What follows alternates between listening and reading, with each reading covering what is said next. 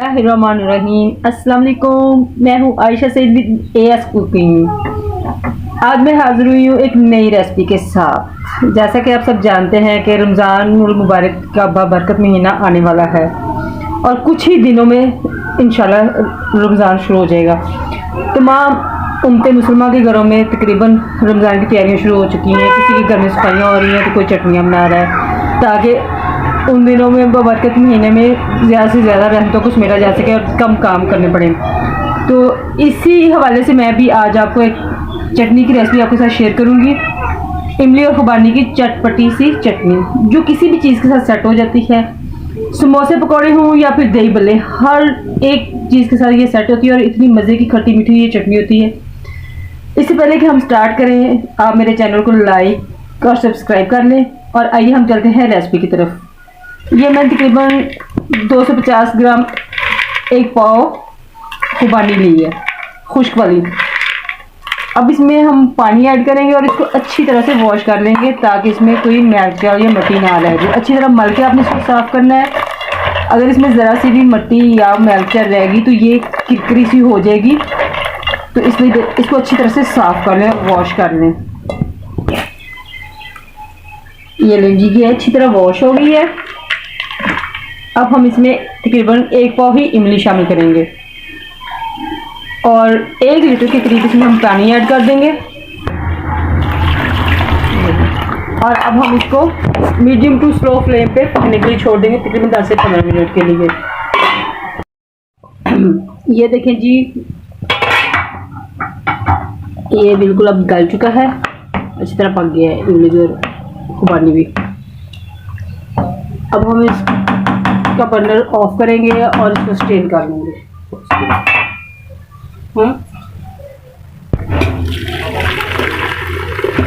ये इसको हमने स्ट्रेन कर लिया। अब थोड़ी देर के लिए ठंडा होने के लिए छोड़ देंगे और उसके बाद हम इसमें से ना इमली के सारी जो गुठलियाँ हैं ना उसको रिमूव कर लेंगे और पल्प रेडी कर लेंगे।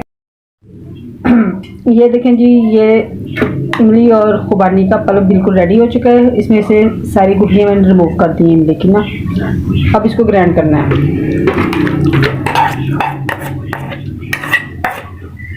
पानी हमने स्ट्रेन करके रखा था, ये भी इसमें ऐड करके आधा ऐड कर लेते हैं, आधा बाद में ऐड करेंगे। इसको अब ग्राइंड कर लेंगे। ये देखें जी, ये पल्प बिल्कुल अच्छे से ग्राइंड हो गया है।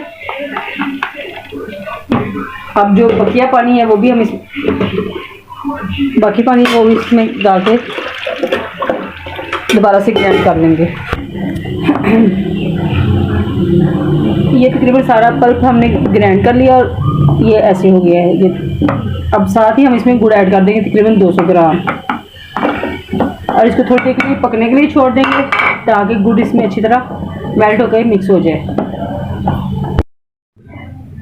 चलें जी, ये देखें जी, ये तकरीबन ना ठीक हो चुकी है। अब हम इसमें ऐड करेंगे तकरीबन 200 ग्राम चीनी। आपने खाली चीनी ऐड नहीं करनी, गुड़ भी ऐड करेंगे तो इसका टेस्ट ज़्यादा अच्छा आएगा। जैसा कि हमने पहले गुड़ ऐड किया है और अब ये 200 ग्राम चीनी ऐड कर रहे हैं और साथ साथ चम्मच हिलाते रहेंगे। कलर देखिए इसका कितना खूबसूरत सा कलर आया है।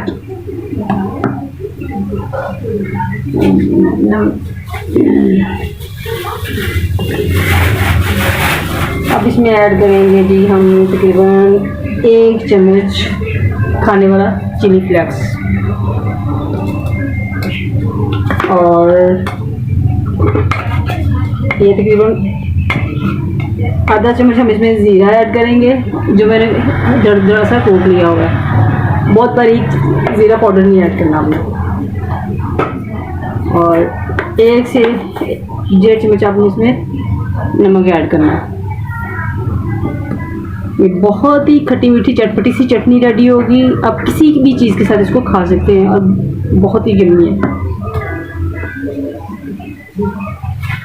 इसमें ऐड होगा तकरीबन 3 ग्राम सोडियम बेंजोएट।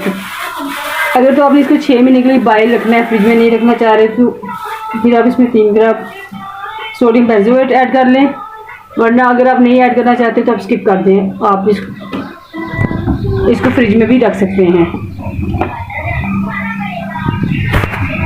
2 से 3 चम्मच हम इसमें सिरके के ऐड कर देंगे बस, और थोड़ी देर के लिए इसको पकने देंगे।